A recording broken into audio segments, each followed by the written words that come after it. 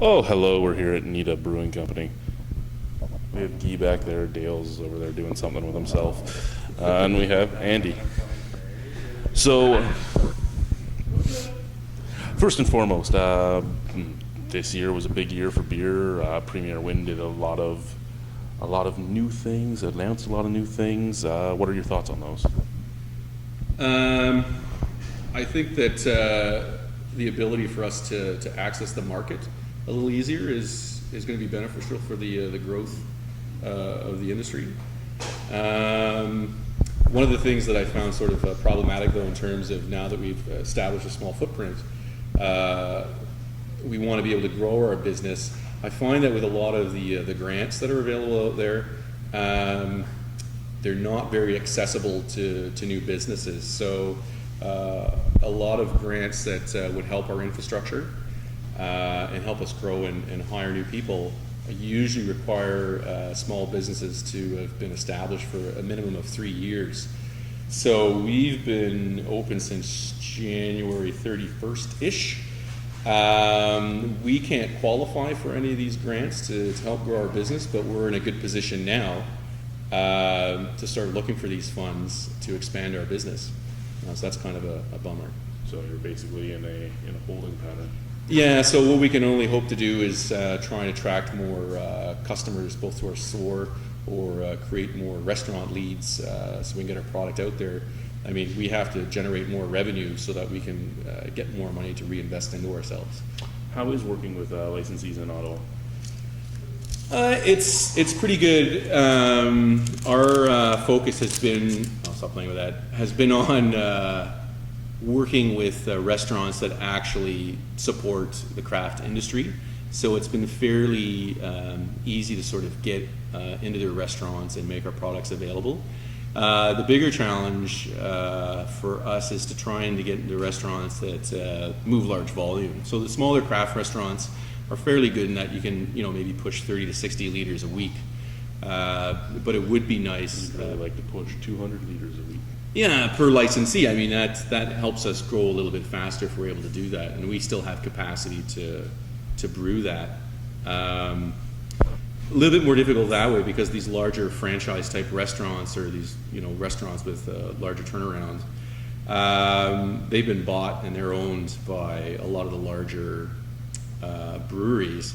So when you try and sort of set up meetings for sampling or to talk about tap opportunities, their biggest concern is what you're going to do for them. And as a small business, I mean, it's not in my interest to spend $1,500 to $2,000 in infrastructure to put new taps into your restaurant if you're not going to sign a contract guaranteeing, let's say, this amount of beer purchased in a year. And no one's willing to do that because as soon as they sign a contract saying, we'll take this infrastructure from you in order to buy this much beer from you, we're now going to be getting in trouble with the AGCO.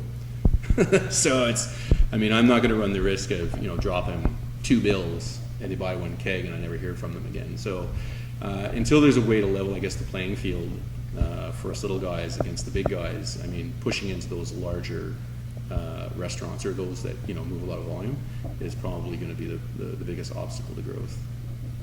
Now, here in Ottawa, there's been a lot of growth in the last few years. So a 2-part question. What do you think made it take so long for Ottawa's craft beer scene to blow up? And why do you think it's now just exploding the way it is?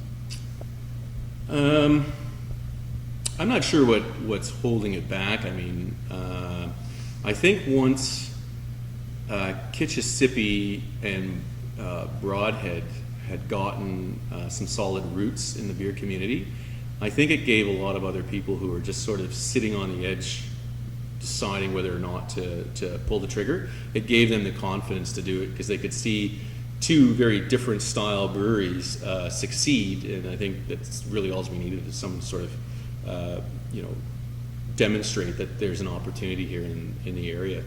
I mean, it was about the time that Broadhead started getting some fairly decent traction. We decided to pull the trigger as well, but I mean, it was about 2 years in planning before we actually started to start our project. And in that time, you could see other ones starting to crop up.